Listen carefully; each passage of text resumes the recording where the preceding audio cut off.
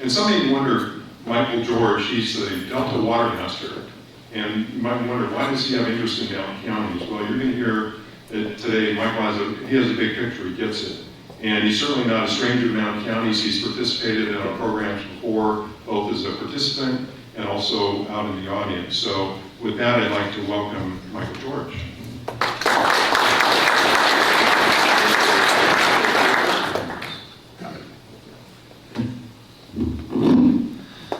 Thank you, John, and thank you all.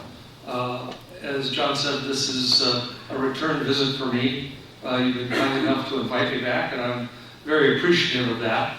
I really want to start with the most critical slide in my deck, which is that I'm not speaking for my bosses. I report jointly as Delta Watermaster to the State Water Resources Control Board and to the Delta Stewardship Council, both pretty intimately involved these days in issues related to the Delta that we'll be talking about today.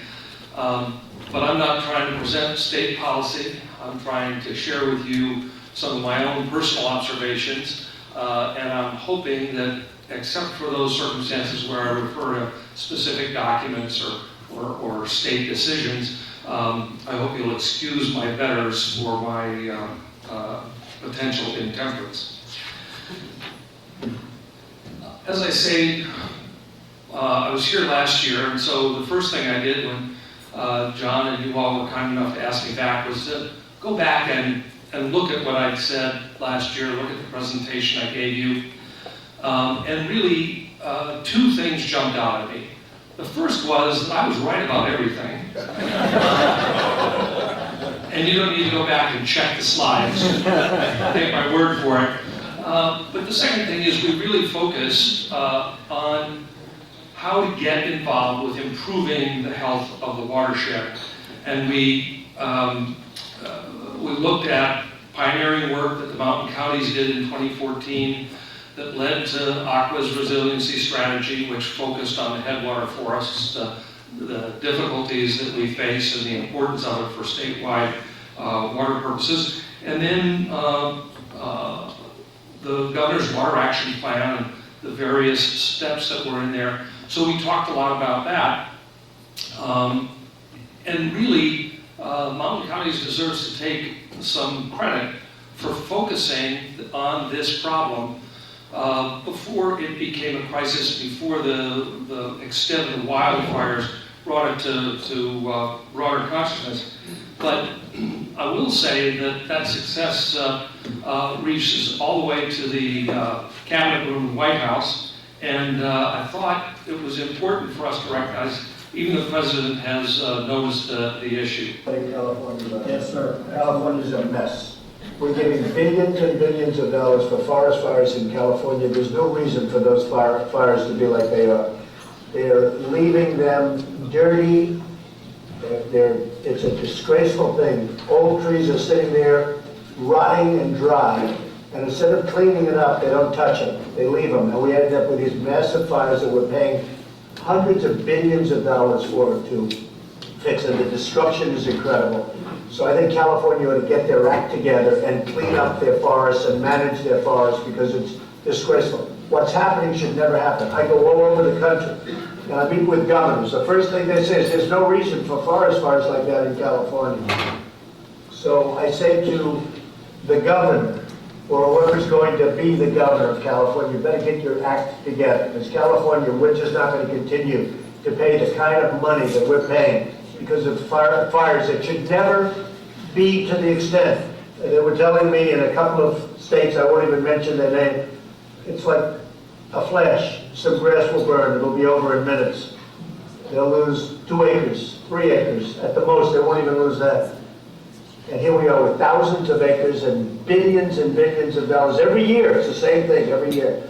And they don't want to clean up their forests because they have environmental problems in cleaning it up. It should be the opposite, because you're going to lose your forest, you'll lose it. But it's costing our country hundreds of billions of dollars because of incompetence in California. So the people, I'm speaking now for the people of California, they don't want to see this happen. They're getting destroyed. And it's hurting our budgets, it's hurting our country, and they just better get their act together. I'm sorry, go ahead. Director, well, So, with his usual hyperbole, the President has drawn attention to the crisis in our headwaters forest, and he's called us all to get our act together, which is part of what we're trying to do here today. There might be a few kind of minor qualifications to some of the President's descriptions, like, for instance, the 20 million acres of federal forests in California that have been managed in a way that we're all working to try and improve. And I might add, the federal U.S. Forest Service, National Forest Service, is working to improve those things as well. But California has a large presence, footprint, responsibility for the problem and for solving the problem. And secondly, the hundreds of billions of dollars that the feds have sent our way to help deal with the California problem, I think we ought to do a little accounting for that and see where that actually has gone. But let's not quibble. The fact is that the President has gotten the message and passed it out to his cabinet. And it is important to focus on the fact that we have made some important progress. And I think the first part is the fact that we are all in this together. We have recognized the need to address the headwater forest issues as part of the entire problem of California water, and particularly from my perspective, the importance of the headwater forest as part of the watershed in the Delta, for which I'm partially responsible. And I would say this quote from Randy Fiorini, who is the chairman of one of the two boards to which I report, the Delta Stewardship Council, making the point that there is a need for coordinated action throughout the entire watershed, from timbers to tides. I don't know if anybody else had coined that phrase prior to Randy, but I heard it from him first, so I thought I'd give him credit for it. Beyond that notion of kind of focusing on the problem as part of the whole, we did get Executive Order B-5218 in May, in which the governor directed resources to face the headwater forest problems and the neglect of our forests. Secondly, two bills that made it through the legislature and were signed by the governor, SB 901 and AB 2551, bring actual dollars, attention, et cetera, and what I call the universal lubricants of money, attention, and accountability. So I think we have made some important progress.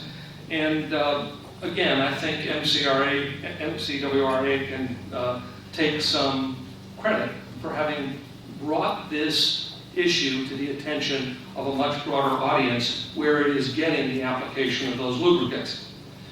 But today I want to focus my remarks more narrowly on the physical delta. It's where I have administrative responsibility over water rights, and also where I have some policy responsibility for some of the decisions that are working through the process.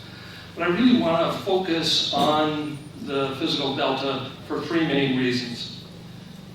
First of all, as we are all aware, it is the hub of the entire water system, and it's at grave risk. It's a problem that has vexed our whole generation of water managers in the state. That's one reason I want to focus on it today. Secondly, the contest among various parties to find the right solution has been both exhausting and, importantly, nearing some important conclusions. And so finally, the third reason for focusing on it is the decisions that we reach as a state over the next few months are likely to determine the fate of the Delta for some time to come. So where do we go from here? Anybody who's been to the Delta has seen this sign. And frankly, I think we need to get beyond this kind of bumper sticker sloganeering, because if nothing else, it's clear to me, and I think to anybody who looks at it, that stopping the tunnels will not even begin to save the Delta. That's not necessarily an endorsement for the tunnels. It is to say that this kind of sloganeering is inimical to finding solutions to vexing problems. The truth is that the Delta has been highly altered to meet a variety of human needs. It's currently in grave danger of systemic failure from a wide variety of stressors. Third, the Delta as it exists today in its highly altered circumstances has been artificially sustained at very high cost to all of us without any integrated vision or plan for how to manage it going forward. And the fact is that in its current situation, the Delta is unsustainable. There's a risk of failure that is so significant to our economy, to our ecology, to our very lifestyle, and the notion of California as a functioning state. And yet, this very fragile and at-risk estuary is going to continue to evolve, and it must do so both because of natural phenomena that are happening in the Delta every day, and because of anthropogenic impacts on the Delta. And those are the problems today. They don't even start to get to the real wolf at the door, which is climate change. And climate change means for all of us that the system in which we live and operate, the crossroads of our water system, is going to become flashier, probably less snow, roughly a similar amount of precipitation, but coming at inconvenient times that challenge the existing infrastructure. Secondly, the water is going to get warmer. Sea level is going to intrude into the Delta. And remember, sea level or seawater intrusion, saltwater intrusion, has been a problem in the estuary for 100 years. Back in the 20s, the intrusion of saltwater is one of the problems that led to the creation of the Central Valley Project to store water when it was plentiful and to release it to keep saltwater from intruding into the Delta. We haven't added to the infrastructure, and that infrastructure that we do have, primarily a series of levees and all the paraphernalia that go with it in terms of the reservoirs and pumps and so forth, are all aged and are beset by a series of problems that they were not designed to resolve.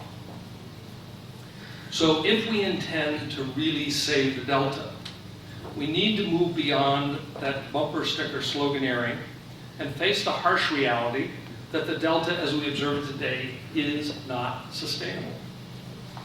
And that means we have to take serious steps to change the current trajectory.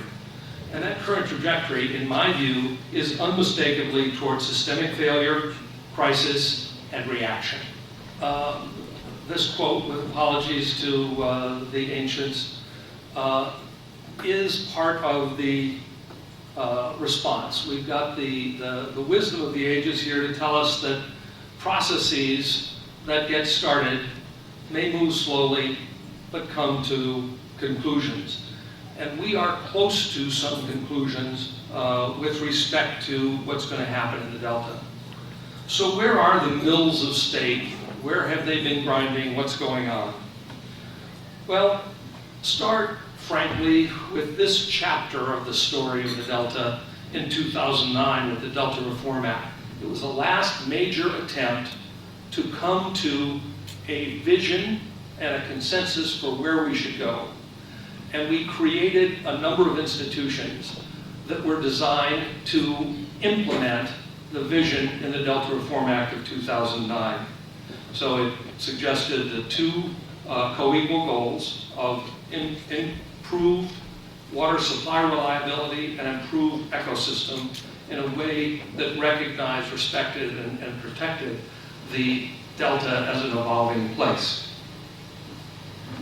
Out of that came the Delta Stewardship Council, one of the two agencies to which I report, and indeed my own position as Delta Watermaster was created in that reform legislation. We've also got Water Fix, which is basically the subject of today's discussion. And there are important pending decisions, both between the State Water Board, which is in the midst of hearing the petition for change in water rights to allow the Water Fix to proceed. And as you know, that today is the third day in a series of hearings before the other board to which I report, the Delta Stewardship Council, about the determination of whether the Water Fix is consistent with the Delta plan. Because both of those are pending and because a lot of other people are going to speak about it, that's all I'm really going to say about Water Fix and where it's going. But at the same time, the state mills have been grinding on an update to the water quality control plan. The state board is required by state law to update the water quality control plan for the Delta every 3 years. And in fact, this is the first major update attempted because it is so contentious. It's taken literally 20 years. The last major revision was 20 years ago. Obviously, we've learned a lot about the Delta since then, and the Water Board is grappling with the inherent conflicts associated with setting water quality objectives. The phase one of that process, dealing with the San Joaquin River and its tributaries, the Stanislaus, the Tuolumne, and the Merced, is coming before the board for decision on November 7th. The framework for phase two on the Sacramento River and in the Delta itself is due shortly after that, probably by the end of November. And again, these are highly contentious issues because they do impact not only water quality, but where water is used. And as some of the colleagues said, one of the big players in that on the Tuolumne River, the San Francisco Public Utilities Commission, is strongly opposed to the direction that the staff has proposed to the state board, and which will be up for their decision on November 7th. Importantly, however, there are other processes that are going. The Coordinated Operations Agreement, that is the agreement between the state and federal projects, between the Central Valley Project and the State Water Project, how they coordinate activities, is up for renegotiation, primarily because the federal government views the way the initial Coordinated Operations Agreement has been skewed in favor of the state. Obviously, from the State Water Project perspective, that skewed toward the benefit of the state's not such a bad thing, so you can appreciate that reopening it and re-evaluating the Coordinated Operations Agreement, how these two great projects manage their objectives in a coordinated fashion, is an important negotiation that will impact lots of other things, including what we're here to talk about today, which is how the Delta can be operated and managed to meet the state's co-equal goals going forward. In addition, the State Water Project contract itself is in the process of renegotiation. That contract has a limited life. We're getting to the point where you can't issue bonds long enough, so there's a discussion about how to extend and what changes to be made in that contract. Those negotiations which are underway will be profoundly important to not only the state water contractors, but to the entire state and the state of the Delta. In addition, the United States Bureau of Reclamation has initiated reconsultation on the biological opinions, which in many ways limit how the Delta can be operated for water supply reliability. And last on this list, but certainly not least, the Delta Stewardship Council is in the process of revising the Delta plan. Now you recall I said before that we've got this failing Delta. We've spent a lot of money on it to maintain it in its fragile, unsustainable condition without a long-term plan in place. Well, the Delta Reform Act directed that the Stewardship Council develop a Delta plan which it did, which it was promptly sued for, which was set aside by the courts, and therefore a set of revisions is in place, and that process is another of the things that the mills of state have been grinding on. So that's where we are. So some observations. How do we approach these issues to make sense of them and to come out with a sensible policy that will allow us to move forward with the two things that I think we need, which are both humility, because we've made so many mistakes in the past where we've failed to identify all the interests at stake. So we have a good deal of humility, but we also need confidence. We need to figure out a way forward rather than to maintain the trajectory that we're on, which, as I've said, is toward failure. So these processes, these mills of state, are grinding with profound consequences for the Delta. And it seems clear that after this generation's struggle with these problems, that unanimous consent or absolute certainty are not within our reach. In addition, our opportunity to manage the change that is happening in the Delta, that must happen in the Delta, is threatened by a variety of things, not least of which the poor understanding of the natural tension that we all bring to this between our tribal interests and our larger community interests. The difference between the me and the us. How do we compromise so as to find a solution that works generally better than the risks we all face with the status quo? Secondly, we've burdened the government with a process of getting anything done that I liken to the Hall of 1,000 Doors. You go to the first door, you clean up what's in there, you close the door, you move to the next. By the time you get anywhere near the end of the Hall of 1,000 Doors, you got to go back and re-deal with issues that have popped up. It just takes so long, it's so complicated. And so we've got these attempts to streamline the regulatory process and to make sense of how we can have confidence moving forward without having complete consensus. And finally, we've got, of course, the dysfunction and often polarization between the state and federal government in terms of what water policy in California and policy in the Delta should look like. And it seems clear that unless we are able to deal with all of these complications and arrive at some conclusions and take some steps, we're simply waiting for the inevitable crisis, what I call a black swan event. That is something that's out there that is predictable. You just don't know when it's going to come, when it's going to intrude, and whether it's flood, earthquake, political crisis, or financial crisis. There's no doubt that the fate of the Delta may not be in our hands, that how we manage may not be sustainable for a period of time to allow things to actually get done.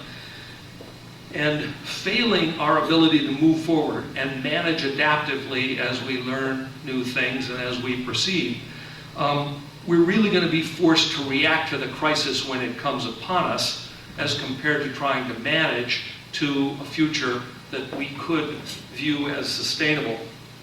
And the problem, of course, with black swan events is that no one can estimate how much time we have left to make decisions and to implement them. It's indefinite, but it's not infinite. And so this is the question. When is the time to take positive action? We planned for a generation, and we could continue to plan, probably forever, without more hope of getting it exactly right. And meantime, the clock ticks. The Delta evolves. Things change. And we take precious time at risk for those black swan events. And not to decide, to continue to be paralyzed by analysis, is a decision. It's a societal decision to muddle through rather than to take bold action. And so implementing whatever positive action we would take to save the Delta is, in my view, the real challenge of our generation. And so let's not blow it. It's time, in my view, to proactively and adaptively manage a transition toward a Delta that can be sustained as it continues to evolve. We're going to have to deal with the black swans as they arrive. We're going to have to deal with the changing demands on the system. We're going to have to deal with ameliorating and mitigating some of the problems that we have created.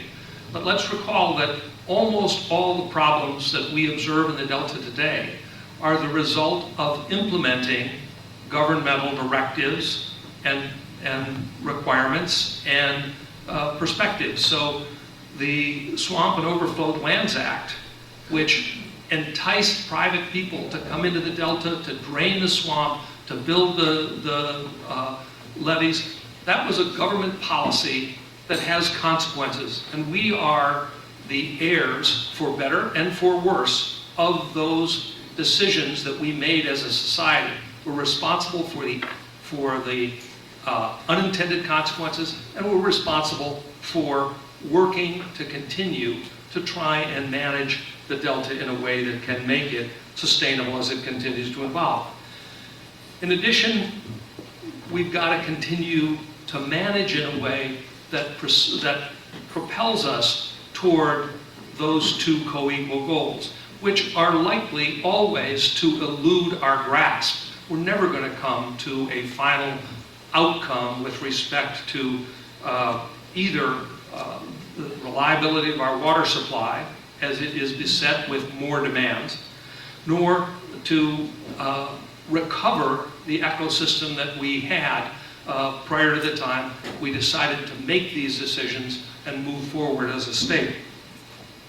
And finally, I hope we will take action so that we can, as a generation of water managers, hand off a Delta that is sustainable, that does have an opportunity to meet the co-equal goals, but that we can proudly hand over to the next generation. So that's my final exhortation, is that the decisions are upon us. Let's not blow it. Thank you.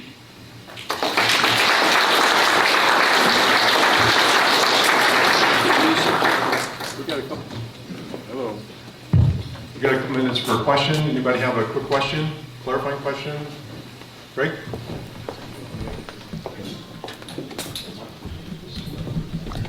You're going to get a second crack at me for questions on the panel this afternoon, so go easy on me, Greg. Well, you maybe want to put this off till then, I'm not sure.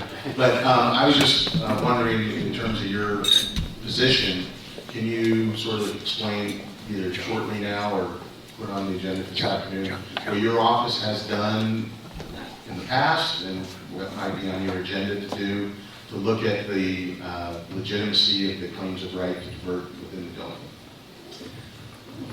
I'm going to be brief at this point, Greg, in my response, but I'm happy to go into more detail. First of all, it is important to recognize that the Delta Watermaster and the State Water Resource Control Board has jurisdiction over a subset of the water rights that are exercised in the Delta.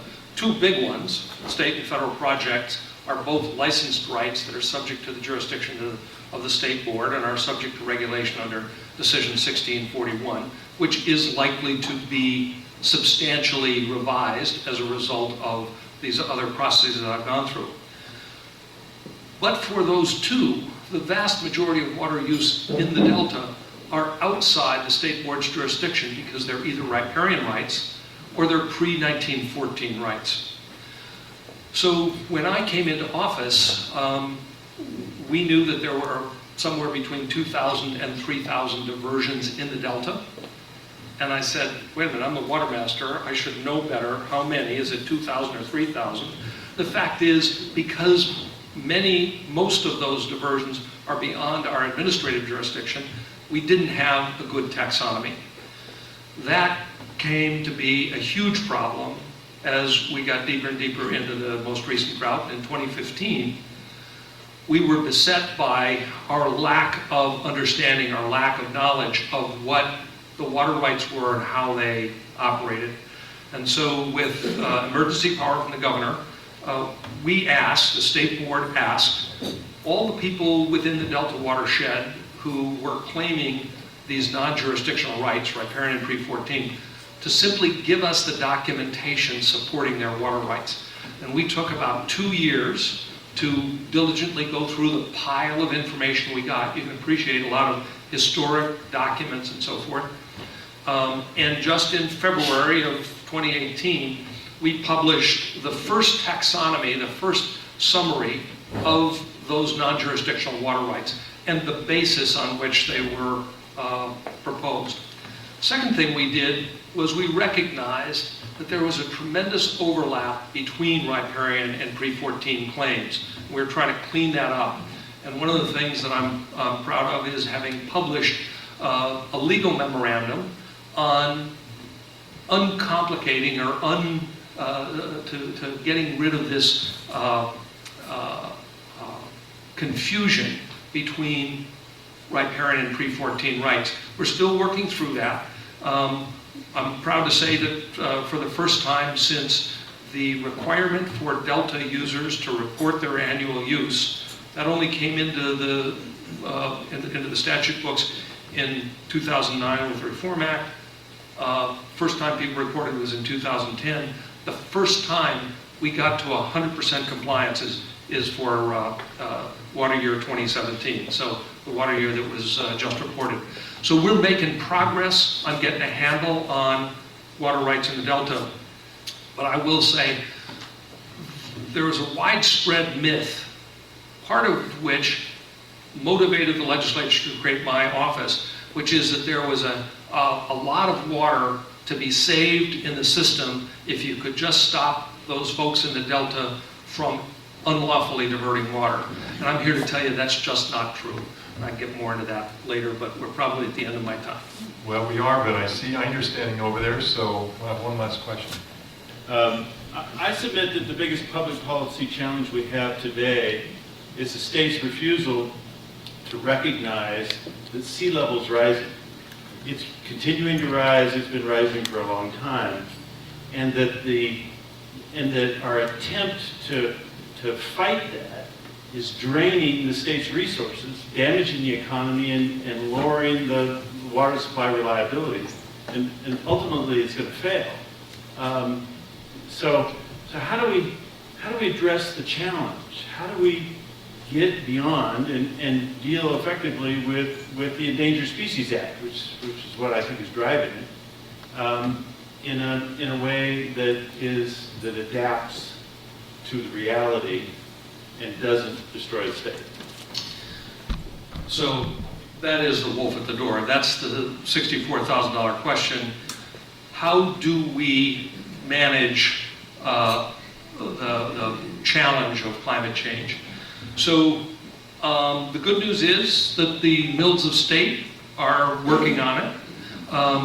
And I say that a little bit tongue-in-cheek, but the Delta Stewardship Council has convened a process for vulnerability assessment and adaptation strategy. It's a 2-year program. It's well-funded. It involves pulling together 17 state and federal agencies to answer the question, what are the vulnerabilities? How are we going to face the problem of thermal expansion and sea level rise as it impacts the Delta? So that's a process that started. I am on the technical advisory committee for that process. And I hope it is going to be a way that we can force each other, our various agencies, to face the realities of climate change. And what I mean by that is, for instance, how do we get out of the straitjacket of the Endangered Species Act, which says, with respect, for instance, to the Delta smelt, we are federally required by the federal law and its interpretation by the federal courts to save the Delta smelt. Regardless of cost, we got to do everywhere, all at once, anytime, regardless of the cost. And it's a fool's errand, because what climate change tells us is that the Delta is destined, even if we stopped further climate change right now, the Delta is destined to be too hot in most years for many months for Delta smelt to survive. By the way, that's not a popular thing to say within the State Water Board or within the California Environmental Protection Agency, where there is, for a lot of very good reasons, a high allegiance to the protections in the Endangered Species Act. But I hope that this process will force us to come to grips with that contradiction. Similarly, we regulators, we bureaucrats in Sacramento, want a healthy ecosystem, so we want both more flow and cold water kept high in the system. I hope that this process is going to force us to recognize that there are trade-offs. We've got to make decisions. We can't have our cake and eat it too and expect that we're all going to live happily ever after. There are tough decisions to be made, and I think this process of vulnerability analysis and adaptation assessment is going to be difficult but healthy. For instance, if you're farming today, and maybe you're the 5th generation who's farming on a delta island that is protected by a levee that is destined to fail, that's a pretty serious issue. You can't plan to hand over your farm to your kids. You can't expect that your grandchildren will be able to carry this on. That's a hard thing for people to come to grips with, but come to grips with it we must. And I think this process is a way of forcing us, with all the agencies together, to acknowledge what the problems are and what the adaptation strategies are, which will be difficult to implement politically. I hope we survive long enough. Thank you. Later.